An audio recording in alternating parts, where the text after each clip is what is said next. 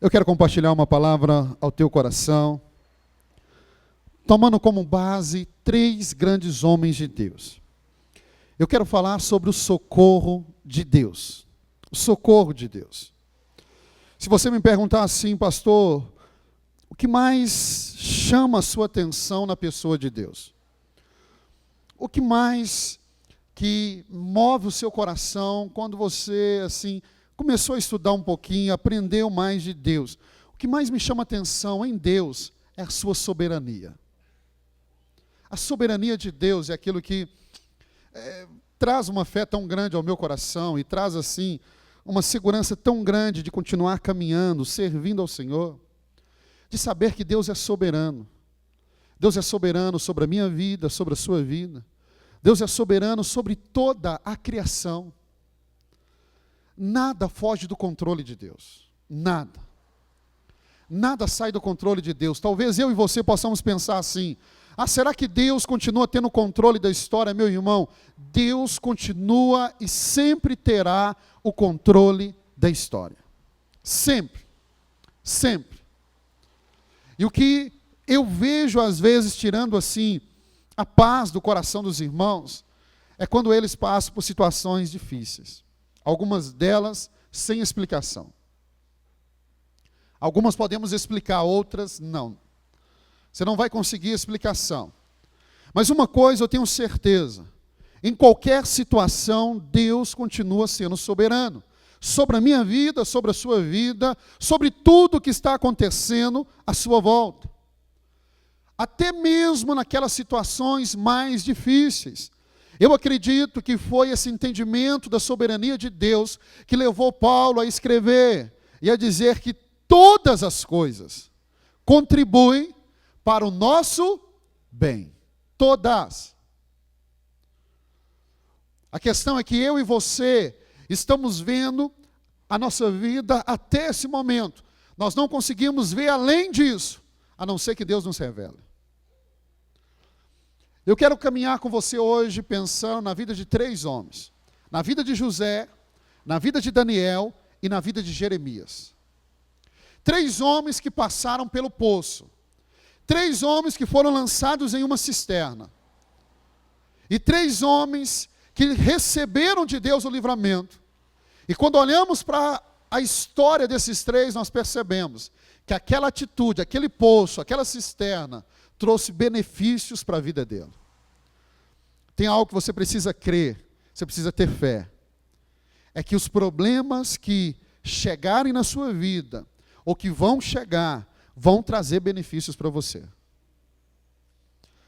O fundo do poço vai trazer benefício para você. Eu quero começar pensando em Daniel. Daniel. Vá comigo em Gênesis capítulo 37. Gênesis 37. Abre sua Bíblia comigo. Eu quero pensar em José primeiro.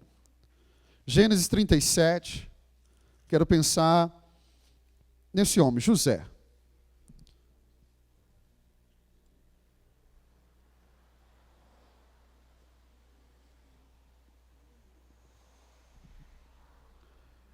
Gênesis 37, eu quero ler com você o verso 4 e o verso 5. Olha o que diz a palavra do Senhor. Vendo, pois, seus irmãos que o pai o amava mais que a todos os outros, odiaram-no e já não lhe podiam falar pacificamente. Verso 5. Teve José um sonho e o relatou a seus irmãos, por isso o odiaram ainda mais. Esses 2 versículos estão traduzindo a razão pela qual José foi lançado na cova. Pelo fato de o pai o amar mais do que a seus irmãos. O que o levou a ser lançado na cisterna, na cova, no poço. O fato de Deus ter dado a ele um sonho.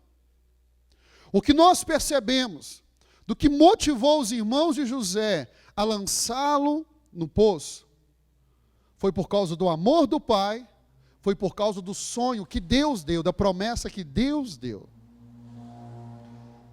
José poderia chegar no fundo daquele poço e pensar assim: por que eu estou aqui? Porque o meu pai escolheu me amar? Porque Deus escolheu me entregar, me dar sonhos, me dar promessas? Deixa eu fazer uma pergunta para você. Eu queria uma resposta sua. Quantos aqui acreditam que tem promessas de Deus sobre a sua vida? Quantos acreditam? Então deixa eu pensar com você. Por que José foi para o poço? Por causa das promessas. Eu quero te mostrar na vida desses 3 homens o que os levou para o poço. No caso de José foi o amor do pai. Se eu te perguntar, o papai te ama? Ele tem promessa de Deus para a sua vida? Então, meu irmão, quero que você entenda isso. Eu e você podemos estar caminhando em direção a um poço. E não pense que é o diabo que vai te empurrar para dentro desse poço. É o seu irmão. É quem está perto. É quem deveria se alegrar com você, que vai procurar um poço mais próximo para te jogar lá dentro. Sabe por quê? Porque ele olha para a sua vida, ele vê o amor do Pai, ele vê a promessa de Deus sobre a sua vida. Mas a pergunta é, o que esse poço trouxe para a vida de José? Ele foi para o poço porque era amado do Pai. Ele foi lançado no poço porque era um sonhador, porque tinha promessas de Deus. Ele foi lançado no poço porque Deus era com ele. É muito interessante a fala do irmão mais velho. Ele vai dizer assim, Gênesis 37, vai comigo, verso 22. Olha a fala dele, de Rúben.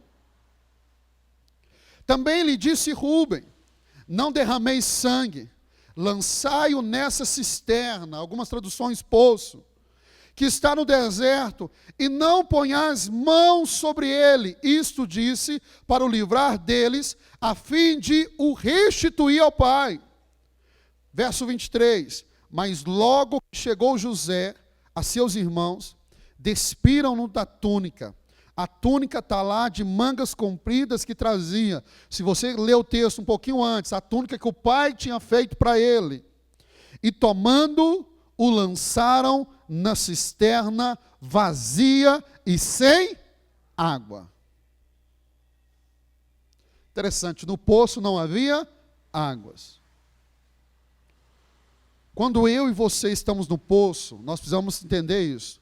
Pode haver uma dificuldade muito grande de encontrar água em determinados poços. Se formos pensar no sentido figurado na Bíblia, água fala da palavra de Deus, água fala da fonte viva que é o próprio Deus. Mas quais foram os efeitos desse poço na vida de José? Se você ler o capítulo 39, verso 2, eu vou ser bem rápido, mas bem objetivo. 39, verso 2. Qual foi o efeito do poço na vida de José? Olha o que diz o verso 2. O Senhor era com José, que veio a ser homem próspero, estava na casa de seu senhor egípcio. Qual foi o efeito do poço na vida de José? Deus era com ele. Eu não sei se você já observou isso. Tem pessoas que eles vão passar por dificuldades, mas as dificuldades fazem com que eles se aproximam mais de Deus. Tem pessoas que escolhem se afastar de Deus na dificuldade. Não é a dificuldade que te afasta de Deus, é a sua escolha. É a sua escolha. Não é a luta que te afasta de Deus, é a sua escolha em meio à luta. Por que uns se aproximam mais de Deus? Por que outros se afastam? Por que uns usam o poço como algo positivo? Outros ficam no fundo do poço, murmurando, reclamando. Ó Deus, ó vida, por que eu estou aqui? Meu irmão, o poço fez com que Deus fosse com José. Olha o verso 5.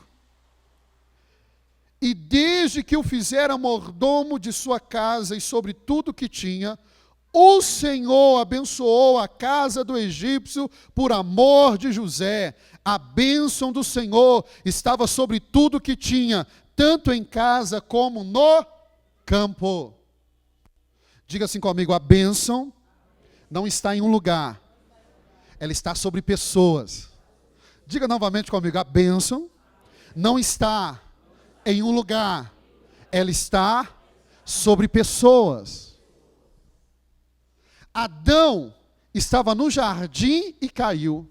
Jesus estava no deserto e venceu a tentação. Quem é que Deus abençoa? A mim e a você. Se a bênção de Deus está com você, podem cavar uma cisterna, o mais fundo que eles puderem, pode jogar você lá dentro, a bênção de Deus vai estar com você lá dentro. Os irmãos pensaram, vamos lançá-lo na cisterna, vamos deixar ele ali. Aí um outro teve uma ideia, vamos vendê-lo como escravo, ele vai para longe. Mas para onde ele foi levado, a bênção de Deus o acompanhou. Será que você entende isso? Ele estava na casa do pai e Deus estava dando sonhos para ele. Os irmãos invejosos falaram, não, vamos jogar ele na cisterna. Vamos mandar ele para longe. Aonde ele ia, a bênção de Deus fazia o quê? Meu irmão, as bênçãos de Deus vão nos seguir aonde eu e você estivermos. Deixa eu falar com você, pode ter gente cavando uma cisterna para jogar você lá dentro. Mas talvez uma coisa que ele não saiba é que dentro da cisterna a bênção de Deus vai estar com você. Aonde você for, quais foram os benefícios? Deus era com ele. Deus abençoou a casa do egípcio por amor a José. Eu quero pregar sobre isso em um outro momento, só sobre isso. Só que no verso 5 de Gênesis 39. Porque Deus abençoou Potifar por causa de José. Ah, se eu e você entendêssemos isso. Que a nossa casa é abençoada por causa de nós. Às vezes nós olhamos para a nossa família e pensamos assim, fulano não tem aliança com Deus. Fulano não está andando de forma correta. É verdade. Ele não tem aliança, ele não está andando de forma correta. Mas dentro daquela casa tem alguém que é, meu irmão, um homem, uma mulher de Deus. E por causa dele, Deus abençoa toda a casa. Entenda uma coisa. Você pode ter dentro da sua casa aquela pessoa assim problemática, que não quer nada de Deus, mas por causa de você, da bênção de Deus que está sobre a sua vida, ele é abençoado. Por causa de você. Por que que este homem era abençoado? Por que que Potifar era abençoado? Por causa de José. Deixa eu te dar uma outra dica. Uma dica. Se você encontrar um José ao longo da sua vida, agarre ele, fica perto dele, porque tem gente que atrai bênção de Deus, da mesma forma que tem gente que só atrai problema. Você deve conhecer uma meia dúzia assim, todo mundo conhece, mas tem gente que ele tem tanto de Deus na vida dele, que se você estiver perto dele, você é abençoado por causa da vida que ele tem com Deus. O melhor seria que eu e você fôssemos esse José, que qualquer um que se aproximasse de nós fosse abençoado por causa do nosso relacionamento com Deus. Quais foram os benefícios? Deus deu a ele a capacidade de interpretar sonhos. Pensa comigo. Deus deu um sonho para ele. Qual foi a atitude dele? Contar um sonho para quem? Para os irmãos. E porque ele contou os sonhos, o que os irmãos fizeram? Lançaram na cisterna. Eu fiquei me perguntando, lendo esse texto, Deus, por que ele não teve a interpretação do sonho dele? Porque ele interpretou o sonho do copeiro, do padeiro, de Faraó. Vou dar para você a minha conclusão. O que eu entendi desse texto, não está no texto, é o que eu entendi, você pode discordar. Para mim, ele adquiriu essa capacidade para interpretar sonhos, foi da cisterna em diante. Foi depois da cisterna que ele aprendeu a interpretar sonhos. Foi depois da cisterna que Deus deu a ele essa capacidade. Porque se Deus tivesse dado antes, talvez ele não falaria com os irmãos. Sabe o que o poço, que a cisterna fez com ele? Deu a ele a capacidade de interpretar sonhos. Sabe o que o poço fez com ele? Colocou ele no caminho para se tornar o segundo homem mais poderoso da terra, porque o Egito era a potência da época. Sabe o que o poço deu para José? Uma capacidade para administrar, porque a partir do poço, meu irmão, ele teve que crescer. O problema é que nós olhamos a vida de José e pensamos assim, aconteceu tudo rápido. Não. Do poço até o cumprimento da promessa, foram 13 anos. Nesses 13 anos, ele aprendeu a ser o melhor administrador. Foi por isso que Faraó colocou tudo na mão dele. Talvez você esteja pensando assim, e esse poço na minha vida, pastor? Ele está fazendo e vai fazer de você uma pessoa melhor. Meu irmão, nós não nos tornamos uma pessoa melhor só com bênçãos, só com vitória. Sabe aonde nós nos tornamos pessoas melhores? É no campo de batalha. É matando um leão todo dia. É aprendendo com as quedas. Estava observando algumas crianças ali no acampamento. Estava observando o netinho do pastor José, o Davi. 3 aninhos. Querendo jogar juntamente com os outros meninos. E nenhum dando atenção para ele. E alguns meninos estavam lá no totó, jogando. E ele querendo jogar. E ele estava na pontinha do pé, tentando ver. E ele não conseguia. Ele ficou mais ou menos um dia naquela luta, tentando pegar. E eu fiquei pensando assim, o que ele vai arrumar? No segundo dia, um irmão subiu com uma cadeira para a parte de cima, onde fica o fliperama, o totó. O Davi viu uma cadeira, sabe o que ele fez? Pegou a cadeira, arredou, subiu na cadeira e começou a jogar com os menininhos grandes, o totó. Eu fiquei observando. Ele ficou um dia apanhando. Um empurra ele daqui, um xinga ele, porque estava atrapalhando. Mas no segundo dia, ele já estava fazendo dupla com Samuel no totó. Tem dificuldades, meus irmãos, nós não vamos vencê-la hoje. Mas ela vai nos forjar, vai nos preparar para que amanhã eu e você sejamos pessoas melhores. Deixa eu pegar o outro exemplo. Deixa eu pensar com você em Daniel. Vai lá em Daniel capítulo 6. José o sonhador. Daniel o político. O político irrepreensível. Daniel capítulo 6. Abre comigo, eu quero que você leia. Leia esse texto. Daniel capítulo 6, verso 16.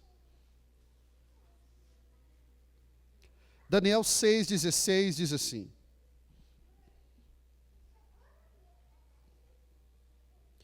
Então o rei ordenou que trouxessem a Daniel e o lançassem na cova dos leões. Disse o rei a Daniel, o teu Deus, a quem tu continuamente serves, que ele te livre. Quem era Daniel? Daniel era um dos 3 homens mais influentes da Babilônia. Daniel, quando você lê o livro todo, Daniel passou por 5 reis diferentes. Daniel conquistou a confiança dos 5 reis que governaram sobre ele. 5. Todos respeitaram Daniel. Daniel era irrepreensível. Mas se você ler o verso 3 e 4 do capítulo 6, diz assim, então o mesmo Daniel se distinguiu destes presidentes e satrapas, porque nele havia um espírito excelente, e o rei pensava em estabelecê-lo sobre todo o reino. Então os presidentes e os satrapas procuraram a ocasião para acusar a Daniel a respeito do reino, mas não puderam achá-la, nem culpa alguma, porque ele era fiel, e não se achava nele nenhum erro e nenhuma culpa. Por que eles odiavam Daniel? Porque ele era diferente. Porque ele era diferente. Há mais ou menos umas 3 semanas atrás, uma irmã veio me contar o testemunho aqui na igreja. Ela falou assim, pastor, quando o senhor pediu para orar, chamou o pastor José, ele pediu para unir em duplas, e ele falou assim, pergunte para a pessoa que você vai orar, qual é o motivo da oração? Ela disse assim, estava tudo bem no meu trabalho, mas eu falei assim, ore pelo meu trabalho. E a irmã orou pelo meu trabalho. Aí ela disse assim, pastor, quando eu cheguei na segunda-feira, a minha gerente me chamou e falou, olha fulana, talvez não vai dar para você continuar aqui. Ela falou, mas por quê? A gerente falou, olha, eles estão falando isso de você. Ela disse, mas é tudo mentira. A gerente falou, então vamos chamar quem está falando. Chamou as pessoas. Uma se dizia irmã em Cristo. E ela foi e falou, olha, vocês falaram que a fulana fez isso. Aí essa que dizia irmã abaixou a cabeça. Ela foi para casa chateada, orou. E ela foi para terça-feira, não sabendo se ela ia continuar no emprego. Terça-feira, quando ela chegou, a gerente dela chamou e falou assim, olha, quero que você fique tranquila. Tudo que foi falado, eu percebi que era mentira. Porque esse tempo todo que nós estamos vendo a sua vida, eu fui consultar outras pessoas e todas falaram a mesma coisa. A postura dessa irmã aqui da igreja, naquela empresa, era irrepreensível. E a gerente falou assim, é melhor para nós mandar as duas que estão te acusando embora do que você, pelo seu exemplo, pelo que você é na empresa. Semelhante a Daniel. Procuraram situações contra Daniel, mas Daniel era irrepreensível. O verso 4 diz, procurar a ocasião. Meus irmãos, assim eles vão fazer comigo e com você. Por que José foi para o poço? Por que ele foi para a cisterna? Porque ele era sonhador, porque ele era amado do Pai. Por que Daniel está sendo lançado na cova? Porque ele era diferente. Porque ele era fiel a Deus. Quantos aqui acreditam e creem no arrebatamento? Jesus vai voltar para buscar a sua igreja. Sabe quando que eu acredito que vai acontecer o arrebatamento? Vai acontecer quando este mundo não querer mais eu e você. Vai ser mais ou menos quando uma mãe tá para dar o parto. Chega o momento do menino nascer, sabe? O corpo dela já mostra isso. Ela tem que expelir o menino, colocar ele para fora. Eu acredito que vai chegar o dia que o mundo não vai querer eu e você aqui. Porque a nossa vida é uma denúncia para o estilo de vida deles. Porque eu e você somos diferentes, ele não vai querer. Porque o nosso caminhar, o simples caminhar nosso, denuncia o modo de vida deles. É aquele momento que eles vão querer que eu e você vão embora. E eu e você vamos desejar ir. E o Pai vai desejar nos buscar. É nesse momento que eu acredito que vai acontecer o arrebatamento. Vai chegar o dia que a igreja vai incomodar, porque a igreja é diferente. Não é que nós nos levantamos contra as coisas, é porque nós escolhemos andar de forma diferente. E o simples fato de andar diferente faz as pessoas terem ódio de nós. Eu acho que todos aqui já viveram isso. No seu trabalho. Se fala muito que no Brasil não tem perseguição. Meu irmão, tem. Se você prestar atenção, quando você diz, só por fato de você falar assim, sou crente, já é o motivo para algumas coisas. Foi o caso de Daniel. Interessante que eles vão procurar erro na religião de Daniel. Olha o verso 5. Disseram, pois, estes homens, nunca acharemos ocasião alguma para acusar Daniel. Olha o que eles estão dizendo. Nunca vamos. Se não procurarmos contra ele na lei do seu Deus. Se você tiver um andar irrepreensível, as pessoas não tiverem nada para falar de você, da sua pessoa, eles vão falar da sua religião. Eles vão falar da sua crença. Eles vão falar do seu Deus. Eles vão tentar encontrar alguma coisa. O que nós estamos vendo aqui, muito parecido com José. Homens invejosos. Se você ler o verso 15, olha o verso 15, que interessante. Então aqueles homens foram juntos ao rei e lhe disseram, sabe, ó rei, que é lei dos medos e dos persas, que nenhum interdito ou decreto que o rei sanciona se pode mudar. Fizeram uma lei que levasse ou que forçasse Daniel a não cultuar o seu Deus, mas Daniel continuou cultuando. E agora que eles percebem que Daniel quebrou um decreto do rei, eles vão até o rei e dizem, olha, qual que é a pena? A morte. E Daniel é lançado nas covas dos leões. Você conhece essa história. Mas quais foram os efeitos na vida de Daniel? Primeiro, verso 14. Tendo o rei ouvido estas coisas, ficou penalizado, em algumas traduções, triste, e determinou consigo mesmo livrar Daniel, e até o pôr do sol se empenhou em salvá-lo. Primeira coisa, sabe por que aquele poço, aquela cova, trouxe benefício para Daniel? Primeiro, o favor do rei. O rei estava do lado de Daniel. Segundo, verso 18. Então o rei se dirigiu para o seu palácio, passou a noite em jejum. Quem passou a noite em jejum? O rei. Quem era rei? Dário. Quem era Dário? Um idólatra. Meu irmão, quando você tem vida com Deus, até aqueles que não servem a Deus fica a seu favor. Eu já contei, deixa eu trazer a sua memória da minha irmã. Minha irmã sempre, meu irmão, sempre frequentou centro espírita, centro de macumba, tudo que era centro ela foi. Pra você ter ideia, a situação dela era tão terrível, que ela tinha um pai de santo por conta dela. A vida dela ficou tão amarrada, que um dia ela foi nesse pai de santo.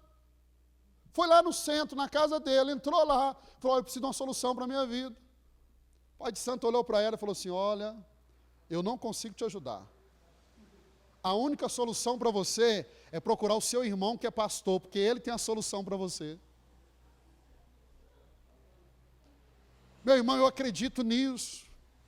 Quando eu e você caminhamos em fidelidade com o Senhor, Deus vai usar até aqueles que outrora se opõem, que não acreditam. O rei passou a noite jejuando, o rei não tinha Deus, o rei não tinha temor a Deus, mas ele entendeu, por causa de Daniel, eu vou passar a noite jejuando em favor dele. Deixa eu falar com você, a Bíblia diz que se o povo de Deus não clamar, até as pedras vão clamar. Talvez você está achando que a sua família vai vir para Jesus através de você. Aí Deus vai usar um pai de santo para falar com ele, procura a igreja, filho, é o melhor lugar para você estar. Não é aqui, é lá na igreja, onde seu irmão está. Vai para lá, que a sua vida melhora. Você quer pregação melhor do que essa? Eu já contei para vocês a minha primeira célula quando eu cheguei na Lagoinha. Foi lá no Vista Alegre, no Cabana do Pai Tomás. A gente era do Vista Alegre, no beco Pai Joaquim. Marluz deve conhecer bem esse beco Pai Joaquim, da época que ele trabalhava. O beco Pai Joaquim se tornou um dos becos mais perigosos da Cabana. Fui abrir uma célula lá. Chega eu no primeiro dia, meu irmão, para a célula. Na hora que eu entro no beco com a Bíblia Pentecostal, eu falei assim, vou pegar a Bíblia maior para me entrar lá. Pus a Bíblia Pentecostal debaixo do braço. Na hora que eu entrei, foi uma correria. Mas pensa, foi mais ou menos uns 30 correndo. Eu falei, misericórdia, Jesus, eu vou ou eu volto? Mas tive fé, eu fui para casa da irmã. Não perguntei nada para ela. Fiz a célula assim, temeroso. Na segunda semana, voltei eu para a célula. Na hora que eu apontava no beco, era uma correria. Eu falei, Jesus, o que é isso? E era a situação que toda semana morria 1, 2 naquele beco. Eu falei, Jesus. Aí eu cheguei assim, pedi à irmã água, ela foi na cozinha, eu aproximei dela. Falei, minha irmã, aqui me conta. Por que toda vez que eu chego ali, é uma correria nesse beco? Eu estou ficando com medo. Ela falou, pastor, não fica com medo não. Vem aqui. Aí eu fui na janela da cozinha dela. Falou, olha para baixo. Era a casa dela e tinha um muro baixo. Quando eu chegava para fazer a célula, os jovens corriam todos e estavam no tráfico. E ele jogava as armas no muro para que eu não visse eles com as armas. Ela falou, pastor, é a correria, porque eles querem esconder as armas do Senhor. Está tudo ali. Eu falei, você está brincando comigo. Eu falei, o que é aquilo ali? Ela falou, é um fuzil. Aquilo ali é um metralhador. Eu falei, aquilo ali. Eu falei, você está achando que esses meninos com cara de santinho estão usando tudo ali? Eu falei, tá, pastor. Quando eu começava a pregar, meu irmão, você tinha que ver uma cara de santo assim, amém, pastor, glória a Deus. Eu falei, você está brincando comigo. Eu falei, é verdade, pastor. Naquela semana, meu irmão, fui para casa, orei, eu falei, Deus, muda a situação. Na semana seguinte eu fui pregar de novo. Cheguei no beco, o que aconteceu? Correria. Falei, Deus, muda a situação, estou fazendo papel de bobo aqui. Eu fui para a cela, meu irmão, indignado. Cheguei na cela, falei, hoje eu não vou pregar, hoje eu vou orar. Comecei a orar com eles, irmão. Quando eu começo a orar, caiu um possesso, um endemoniado. E na hora que caiu, eu percebi que todos eles arregalaram o olho, de medo. Tinha adolescente, jovem, que ficava na parede assim, eles não tinham para onde correr, só não correram porque a porta estava fechada.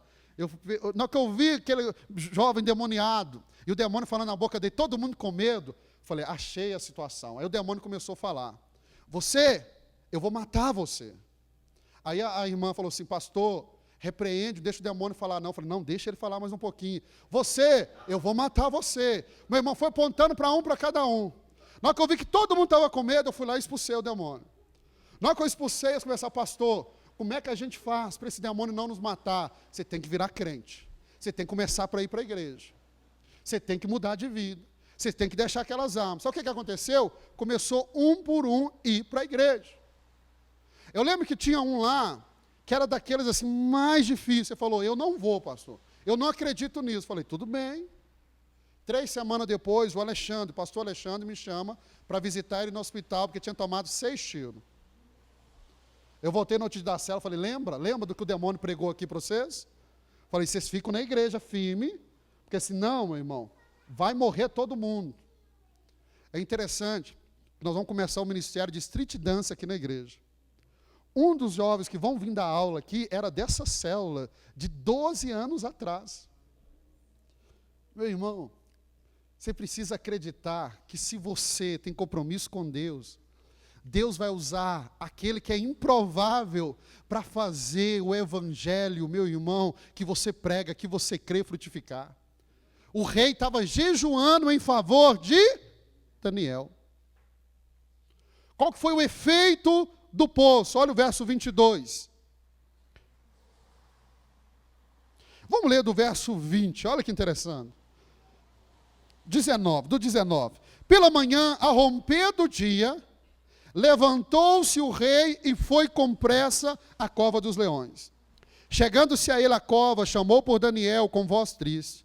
Disse o rei, Daniel, servo do Deus vivo, dar-se-ia acaso que o teu Deus, a quem tu continuamente serves, tenha podido livrar-te dos leões? Então Daniel falou ao rei, ó rei, vive eternamente. O meu Deus enviou o seu anjo e fechou a boca aos leões para que não me fizesse dano, porque foi achada em mim inocência diante dele também contra ti, ó rei, não cometi delito algum. Então o rei se alegrou sobremaneira e mandou tirar Daniel da cova. Assim foi tirado Daniel da cova e nenhum dano se achou nele, porque crera no seu Deus. A expressão do rei, que ele diz assim, Daniel, servo do Deus vivo. Diga comigo, vivo. Diga assim, o meu Deus está vivo. Esse testemunho não tem que estar só na minha boca. Esse testemunho tem que estar na boca daqueles que me conhecem. Olha o que o rei está falando de Daniel. Daniel, o seu Deus é um Deus vivo.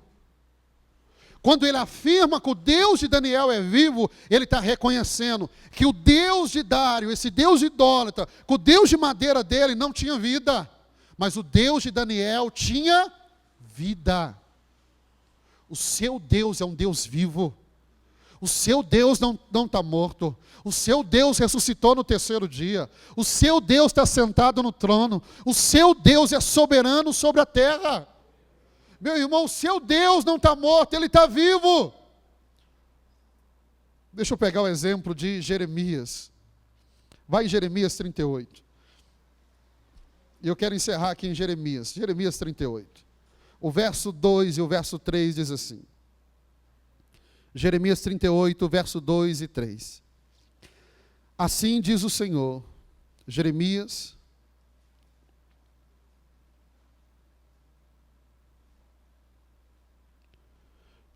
38, verso 2 e 3.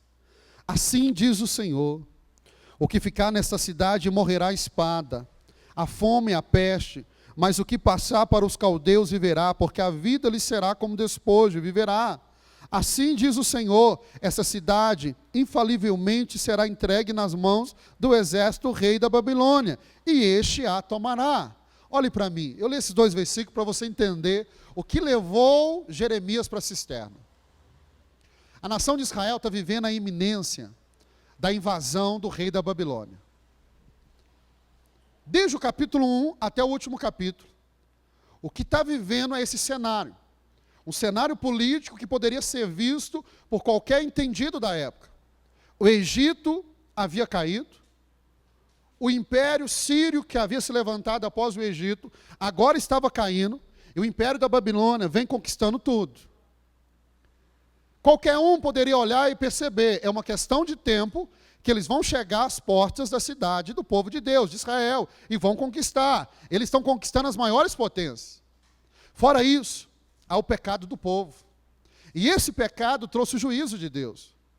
E Jeremias se levanta para pregar nesse contexto. Qual é a pregação de Jeremias? Olha, por causa do pecado, por causa da vida de vocês, essa cidade vai ser destruída. Se você ler o capítulo 7 de Jeremias, o capítulo 7 eu posso te resumir da seguinte maneira. O povo e os demais profetas clamavam dizendo, templo, templo do Senhor. O que o povo acreditava? O fato deles irem para a casa do Senhor, para o templo do Senhor, era sinal de livramento. Qual era a realidade deles? Durante a semana, eles cometiam os pecados mais absurdos que você pudesse imaginar. Mas no sábado, eles iam para o templo para sacrificar ao Senhor. Durante a semana, eles enganavam o irmão, eles forjavam a balança, eles cometiam todo tipo de erro, mas no sábado, eles estavam na casa do Senhor levantando as mãos. E todos os profetas falavam, olha, vocês vão ter paz, porque o templo do Senhor está aí. Jeremias levanta com outra palavra, Jeremias levanta dizendo assim, vocês têm que se arrepender. Vocês não podem viver uma vida dessa maneira, entrar na casa de Deus e achar que só porque está na casa de Deus, vai ter livramento. Mas a Bíblia diz que o povo resolveu a dar ouvido aos falsos profetas e a não Jeremias. O que levou Jeremias para o poço? Ele começou a falar a verdade. E qual era a verdade? Que Deus estava enviando Nabucodonosor para destruir Jerusalém. Qual era a verdade? Deus queria levar a nação de Israel para o cativeiro da Babilônia para passar 70 anos no cativeiro. Qual era a verdade? Deus queria tratar com o povo de Deus, porque o livro de Hebreus diz que Deus corrige aos seus filhos como um pai. Porque ele estava pregando a verdade, olha comigo o verso 5 e 6. Disse o rei Zedequias, eis que ele está nas vossas mãos, ele quem? Jeremias. O rei nada pode contra vós outros. Tomaram então a Jeremias e o lançaram na cisterna de Malquias, filho do rei, que estava no átrio da guarda. Desceram a Jeremias com cordas, na cisterna não havia água, senão lama, e Jeremias se atolou na lama. O que me chamou a atenção aqui é que na cisterna de Jeremias, na de José, não tinha água. Na cova, porque cova e cisterna eram muito parecido. Na de Daniel tinha leões, mas na de Jeremias tinha o quê? Lama. E o texto diz que Jeremias fez o quê? Se atolou. Meu irmão, se você resolve passar na lama, você vai se atolar. Tem momento da nossa vida que nós temos que tomar cuidado para que eu e você, a coisa que já está difícil não fique ainda pior. Porque tem situação que é igual lama. Quanto mais você mexe, mais você atola. É igual cartão de crédito. Se você não paga, meu irmão, a dívida só aumenta. Por que Jeremias foi para a cisterna? Porque a opinião dele era diferente dos outros. Por que ele foi para a cisterna? Porque nem o rei podia livrá-lo. Mas quais foram os benefícios na vida de Jeremias para a gente terminar? Verso 7. Ouviu Ebed-Meleque, o etíope, eunuco que estava na casa do rei, que tinha metido a Jeremias na cisterna. Ora, estando o rei assentado à porta de Benjamim, saiu Ebed-Meleque da casa do rei e lhe falou, ó rei, senhor meu, agiram mal estes homens, em tudo quanto fizera Jeremias, o profeta, que lançaram na cisterna no lugar onde se acha, morrerá de fome, pois já não há pão na cidade. Qual foi o benefício para Jeremias? Olhe para mim e guarde isso no seu coração. Um intercessor se levantou em favor de Jeremias. um intercessor. Um intercessor. Eu me lembro, meu irmão, num período mais difícil do meu ministério, ninguém sabia. Lembro um dia chegando em Nova Lima, a irmã Tuca me procurou e falou assim: pastor, Deus despertou meu coração para orar pela sua vida. Eu falei: glória a Deus, irmã Tuca, ora. A cozinha ficava na parte de baixo da igreja, eu subi pela rua para entrar na igreja, chegou outra irmã da intercessão falando assim: pastor, fique com o coração tranquilo. Essa noite Deus me acordou para orar pelo senhor. Falei: glória a Deus. Eu saí da porta, cheguei no altar, eu lembro da Leila, filha da irmã Tuca. Ela falou assim: pastor, fique com o coração tranquilo. Deus me despertou nessa noite para orar pelo senhor. Falei: gente, não é comum 3 pessoas Deus acordar. Isso foi de manhã. Preguei de manhã, voltei para o culto à noite. No culto à noite, na hora que eu estou parando o carro, veio uma irmãzinha, que era uma das líderes intercessora.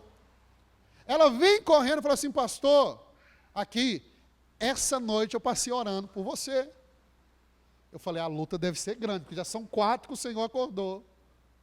Meu irmão estava subindo, Valdir, diácono. Valdir pega na minha mão e falou assim: pastor, essa noite eu passei orando pelo senhor. Falei: Jesus, já estou ficando com medo de tanto intercessor que o senhor está levantando.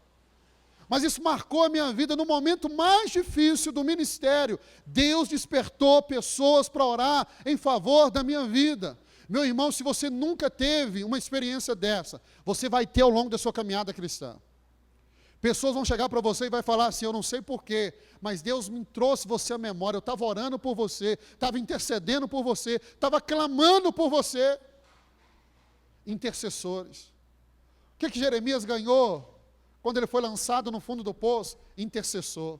Alguém que ficou incomodando o rei, dizendo: rei, o que fizeram com Jeremias foi errado. Meu irmão, talvez você vai ser jogado dentro de um poço. Mas deixa eu dizer para você, Deus não vai deixar você sozinho lá. Vai levantar intercessores que vai incomodar o Rei dos Reis, Senhor dos Senhores, que vai estar dia e noite orando até que a sua vida seja mudada. Meu irmão, eu e você precisamos de intercessores. A igreja precisa de intercessores. Nós começamos semana passada o que nós chamamos agora de pré-culto. Pré-culto. Nós entendemos que o culto é a nossa vida, 24 horas. Culto não é o que nós oferecemos aqui, a nossa vida é um culto. Mas agora nós temos uma equipe que todo domingo, meia hora antes do culto, eles estão orando, gerando essa reunião em oração. Sabe por quê? Precisamos de intercessores. Precisamos de intercessores. Talvez você não saiba, mas nós temos um grupo de intercessão aqui na igreja, que ora pela sua vida. Talvez você não saiba, mas de segunda a sexta o Marlúcio está aqui, 6 horas da manhã, orando pela sua vida. Esse banco que você está sentado aí, meu irmão, ele já foi ungido dezenas de vezes, orando pela sua vida. Sabe por quê? Porque eu e você precisamos de intercessores. Precisamos de intercessores. E no momento mais difícil da sua vida, Deus não vai deixar você sem intercessão. Deus vai revelar algum profeta, Deus vai falar o coração de algum irmão, e Ele vai orar pela sua vida, Ele vai lembrar de você, Ele vai sonhar com você. Quando Ele estiver orando, o Espírito Santo vai colocar o seu nome na boca dele, e Ele vai orar, vai interceder, vai clamar pela sua vida. Jeremias estava atolado na lama, mas lá do lado de fora tinha um intercessor clamando por ele. Saiba disso. Quando você estiver passando os momentos mais difíceis da sua vida, se você é aqui da Lagoinha Estoril, tem pessoas orando por você. Tem pessoas orando por você. Tem pessoas orando por você. Tem pessoas orando pela sua vida. O que Jeremias ganhou? Um intercessor. E a intercessão desse eunuco mudou a opinião do rei. Olha o verso 10. Jeremias 38, olha o verso 10.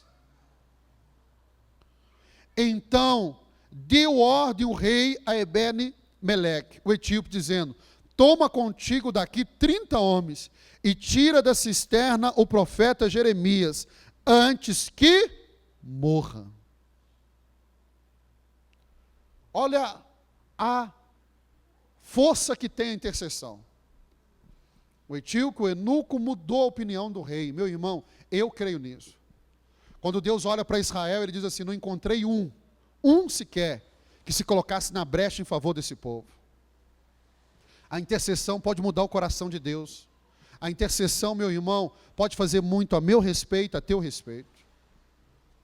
O rei não só mudou a opinião, mas ele falou assim: pega 30 homens e vai lá tirar Jeremias da cisterna.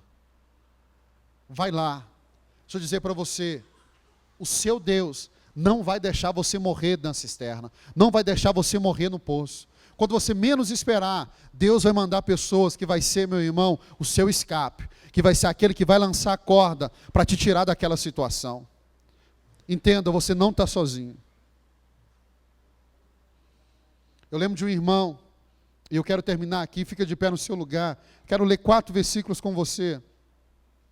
Eu lembro de um irmão, veio aconselhar comigo, ele entrou no gabinete pastoral e falou assim: pastor, eu cheguei no fundo do poço. E aquele irmão já tinha compartilhado comigo, a esposa dele tinha falado do desespero dele, a esposa tinha falado do desejo dele de se matar.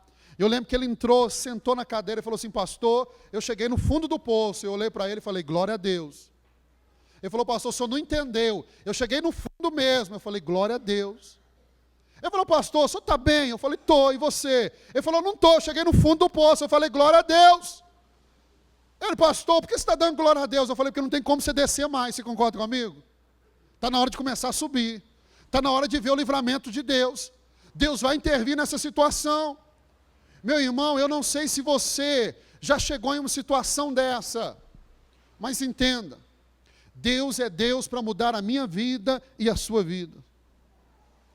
Lamentações, capítulo 3, verso 22 e 23, o próprio Jeremias escreveu, que diz assim: as misericórdias do Senhor são a causa de não sermos consumidos, pois a sua misericórdia não tem fim, novas são a cada manhã, grande é a tua fidelidade. Essa manhã as misericórdias do Senhor já se renovaram sobre a sua vida. Se você acordar amanhã, as misericórdias do Senhor vão se renovar mais uma vez sobre a sua vida, independente aonde você esteja. Lamentações, capítulo 3, verso 33.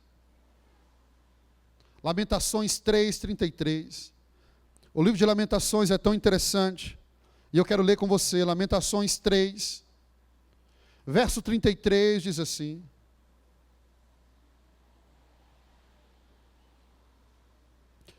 Lamentações 3, 33. Porque não aflige, nem entristece de bom grado os filhos dos homens. De quem que ele está falando? De Deus. Deus não tem alegria em ver o sofrimento de ninguém. Isso não alegra o coração de Deus. A Bíblia diz que Deus é Pai. Saiba que Deus sofre quando você sofre. Eu gosto de um teólogo, Moltmann, tem um livro dele chamado Deus Crucificado. Ele fala do sofrimento de Jesus na cruz do Calvário. E ele tenta mostrar essa ideia do Deus que sofre, a partir de Jesus Cristo. Meu irmão, Deus não está lá batendo palma quando você está chegando no fundo do poço. Deus não está lá feliz quando as coisas estão dando errado para você. Não, não, não, não, não. O que a Bíblia diz quando um pecador se converte? Ao que nos céus? Festa. Deus se alegra, meu irmão, em ver as coisas acontecendo na sua vida. Deus se alegra em ver você cumprindo o propósito dele aqui na terra. Lamentações 3, 34, diz assim: pisar debaixo dos pés a todos os presos da terra. Entenda. Pisar debaixo dos pés a todos os presos da terra. Meu irmão, Deus não está contra você. Deus não está tentando te esmagar com os pés. Eu comecei esse sermão falando da soberania de Deus. Não pense que Deus é esse Deus soberano, grande. Eu gostava quando Samuel orava, quando ele era pequenininho, ele orava assim: oh Deus grandão, vem me abençoar. Esse Deus grandão não está lá, com o pé sobre a minha cabeça e sobre a sua cabeça, tentando nos esmagar. Não, não, não. Esse Deus grandão, como Samuel dizia, é esse Deus que está estendendo a sua mão para nos ajudar, meu irmão. Ele não está com os pés sobre nós. O verso 35. Perverter o direito do homem perante o Altíssimo. Mesmo no momento de amargura, quando eu e você, meu irmão, estamos vivendo aqui um momento tão difícil, e ainda tem pessoas tentando sabotar os planos de Deus, saiba, Deus não está causando o seu transtorno, de maneira nenhuma, de maneira nenhuma, de maneira nenhuma. Nós passamos por José, por Daniel e por Jeremias. Os 3 profetas. Não dá tempo e não é o propósito de te mostrar hoje. Jeremias estava lá em Israel. Mas se você ler o texto, a Bíblia vai dizer que lá na Babilônia, Nabucodonosor já tinha ouvido falar de Jeremias.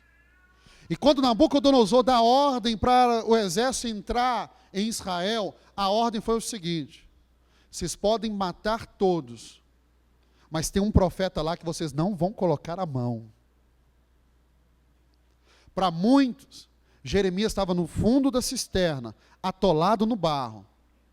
Mas a fama dele, como homem de Deus, estava chegando lá na Babilônia.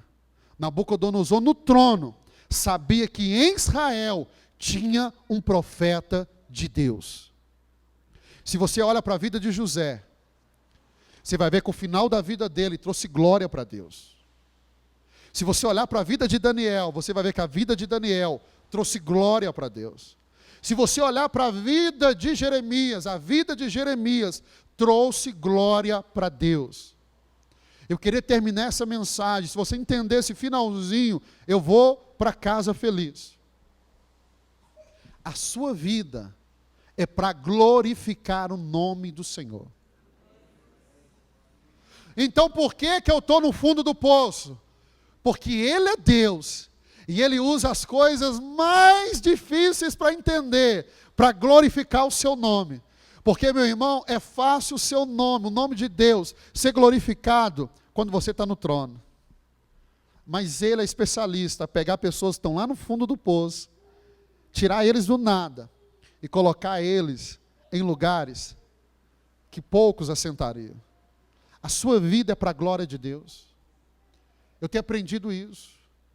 Quando a coisa está difícil, meu irmão, dá vontade de chorar, dá, às vezes eu choro. Mas eu vou para a presença de Deus com uma certeza: a minha vida é para glorificar o nome do Senhor. Deus não vai me deixar na vergonha. Deus não vai me deixar lá no poço. Deus não vai me deixar atolado na lama por muito tempo. Deus não vai me deixar na cisterna por muito tempo. Sabe por quê? Porque a minha vida, a sua vida, a nossa vida é para glorificar o nome dEle. Lembro de um professor que ele dizia assim: a nossa vida é uma vitrine.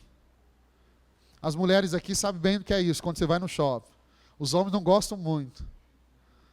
Às vezes você gosta de passar na vitrine. A Eliane é assim, ela fala assim: vamos para o shopping só para ver vitrine. Eu falei: mas qual que é a graça?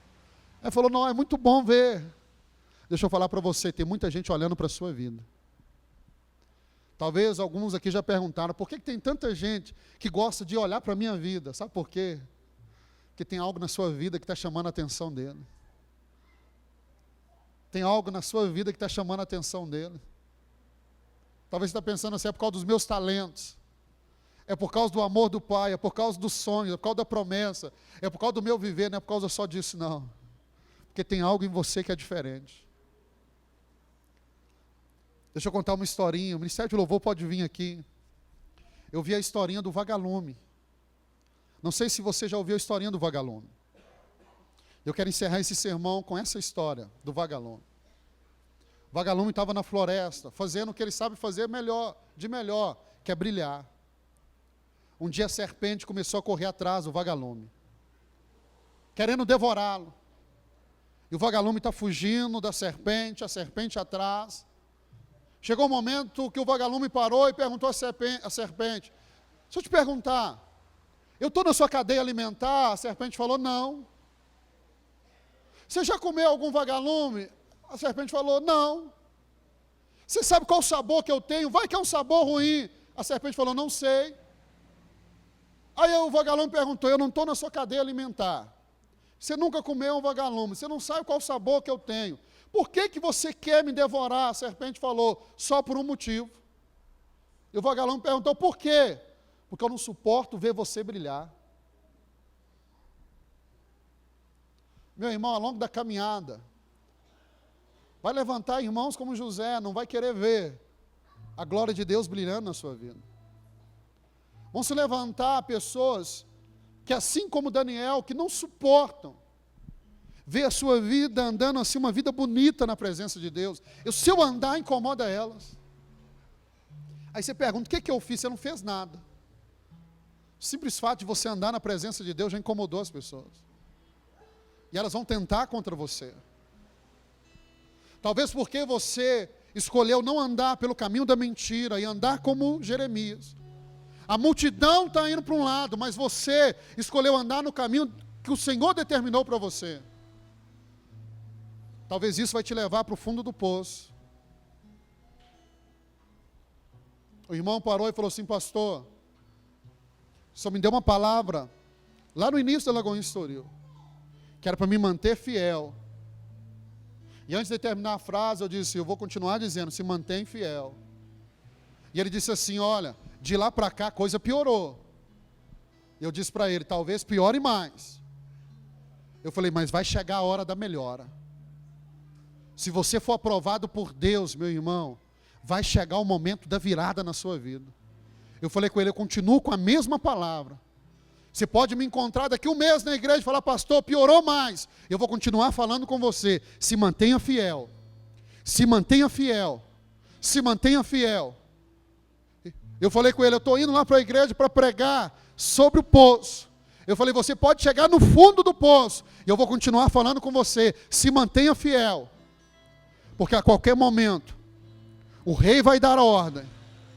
E vão vir pessoas para te tirar do fundo do poço. A qualquer hora o rei vai dar um comando. E ele vai tirar você dessa situação.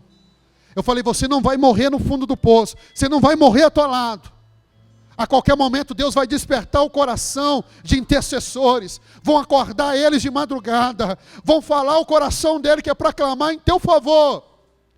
E você vai ver Deus tirando você dessa situação.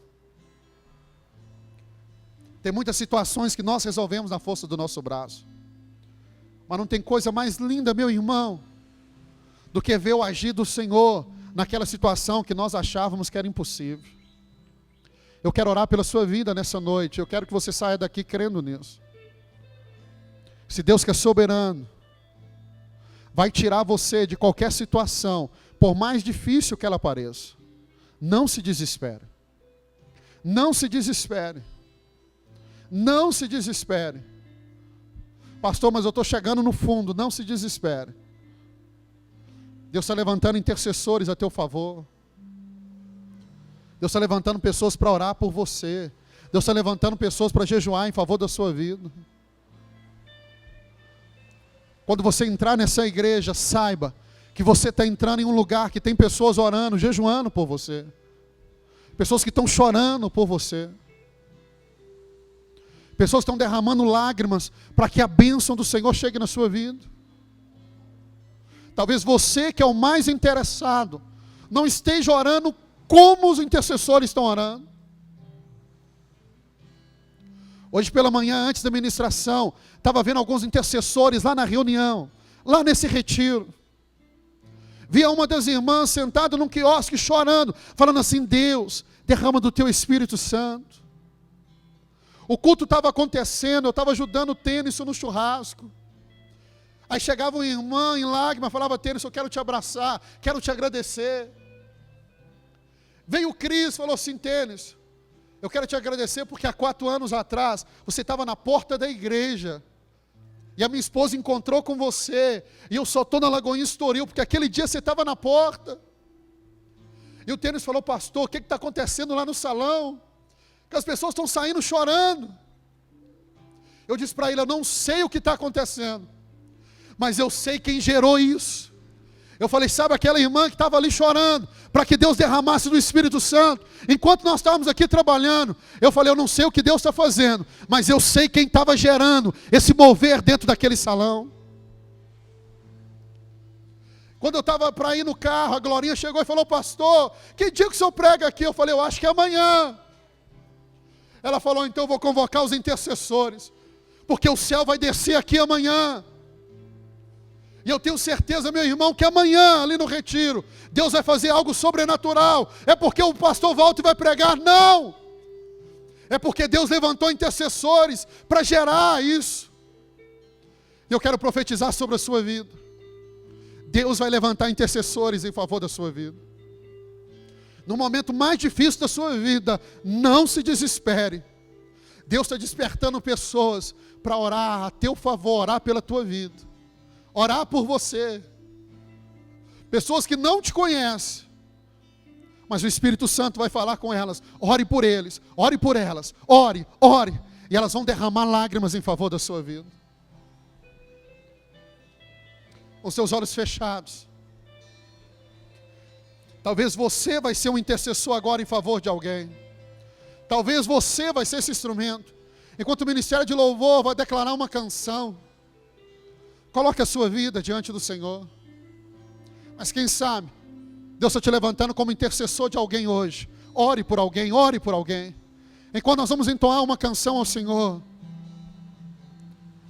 Enquanto nós vamos entoar essa canção ao Senhor, seja um intercessor de alguém agora. Aleluias. Coloque uma de suas mãos sobre o teu coração.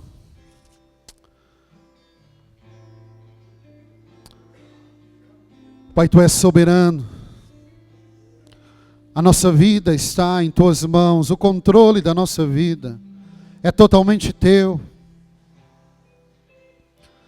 Como declaramos aqui, cremos que a bênção não está em um lugar, ela está sobre pessoas. E eu creio que a bênção do Senhor está sobre esta igreja, sobre esse povo que se reúne aqui hoje. A bênção do Senhor está sobre nós. Seja no poço, ou seja fora dele, temos sobre nós a bênção do Senhor. O Senhor é conosco. O Senhor é conosco e não queremos nos esquecer disso. Seja em um poço seco, seja uma cova cheia de leões, seja um poço cheio de lama, nós não queremos nos esquecer que o Senhor é conosco. Podemos passar, ó Deus, pelo fogo, pela água. Isaías diz isso. O Senhor estará conosco, não importa a condição. O Senhor sempre, sempre, sempre esteve conosco e sempre vai permanecer, porque essa é a promessa de Jesus. Eu oro para que o coração dos meus irmãos sejam animados nessa noite, para que realmente essa fé brote, e a certeza que todas as coisas cooperam, até mesmo o poço, a cisterna, até mesmo a cova dos leões, vai cooperar para o nosso bem. Até mesmo as lutas que estamos passando, vai cooperar para o nosso bem, porque Tu és Deus para mudar a situação. Ah, Pai, eu abençoo cada um dos meus irmãos. Em nome de Jesus, eu queria convidar você que está com a sua mão sobre o teu coração, a orar comigo, todos juntos. Ore comigo dizendo assim, ó Deus e Pai, Tu és o meu Pai, o Pai que me ama, o Pai que tem promessas sobre a minha vida. E nessa noite, eu quero reconhecer o senhorio de Jesus Cristo sobre a minha vida. Eu entrego a Ti o meu coração, a minha vida. Reconheço que sou pecador, por isso eu peço a Ti, Senhor, perdão por todos os meus pecados. Senhor, que o meu nome esteja escrito no livro da vida, e eu que um dia andei nos Teus caminhos, mas me afastei, arrependido eu volto para mais uma vez, e agora para permanecer até o fim, como parte da família de Deus, em nome de Jesus. Com os teus olhos fechados, todos. Talvez você entrou aqui hoje pela primeira vez, e pela primeira vez você fez essa oração, convidando Jesus para ser Senhor da sua vida, pedindo a Deus perdão pelos seus pecados, entregando a sua vida a Jesus. Ou quem sabe um dia você já andou com o Senhor, mas você se afastou, e hoje você orou, voltando para a presença do Senhor. Eu quero orar por você. Para você que fez essa oração pela primeira vez, eu quero orar por você, abençoando a sua vida. Mas para isso eu queria um sinal da sua parte, que você levantasse uma de suas mãos bem alta em onde você está. Eu quero orar por você, quero abençoar a sua vida. Deus te abençoe. Permanece com a sua mão levantada no nome de Jesus. Ou quem sabe você que está voltando para a presença do Senhor, reconciliando com Deus nessa noite. Eu quero orar também por você, quero abençoar a sua vida, mas eu queria um sinal da sua parte aí no seu lugar, que você também levantasse uma de suas mãos bem alto, para que eu possa orar por você, possa abençoar a sua vida. Eu queria convidar você que levantou a sua mão, vem aqui à frente, eu quero orar por você, eu quero abençoar a sua vida, quero selar esse momento. Talvez você não tenha levantado a sua mão, mas você sabe que o seu lugar é aqui à frente. Vem aqui, eu quero orar por você. Você que levantou a sua mão, venha. Eu quero orar, quero abençoar a sua vida. Quero selar esse momento. Se você entrou aqui, e você sabe que o seu lugar é aqui à frente, declarando que Jesus é Senhor da sua vida, venha. Eu quero orar também por você. Aleluia. Eu queria convidar toda a igreja, estenda suas mãos aqui à frente. Aleluia, louvado seja o nome do Senhor.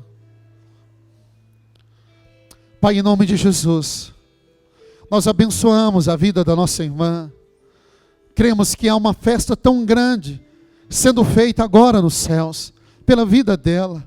Nós a abençoamos, quebramos sobre elas todo o poder das trevas, e declaramos, ó Deus, um novo tempo, agora como filha amada, agora na presença do Senhor, agora caminhando, ó Deus, servindo ao Senhor, na certeza que hoje ela ganha uma grande família, a família de Deus, essa família que agora ela faz parte. Nós como igreja, como essa nova família, a abençoamos nessa noite, a abençoamos no nome precioso de Jesus Cristo. Amém, amém e amém. O que de mais precioso que poderia acontecer na sua vida, acontece agora. Essas lágrimas não são de tristeza. Há 22 anos atrás eu vim também à frente, derramando as lágrimas da certeza que Jesus estava entrando na minha vida para fazer a diferença. Não sei como é a sua família, mas hoje você ganha uma família, a família de Deus. Somos família porque temos o mesmo Pai. E eu queria que você conhecesse a sua nova família. Eu vou contar até 3, quando eu disser 3, queria que você virasse para trás para conhecer a sua nova família. E toda a igreja vai contar comigo, vamos lá? 1, 2, 3. Seja bem-vinda à família de Deus.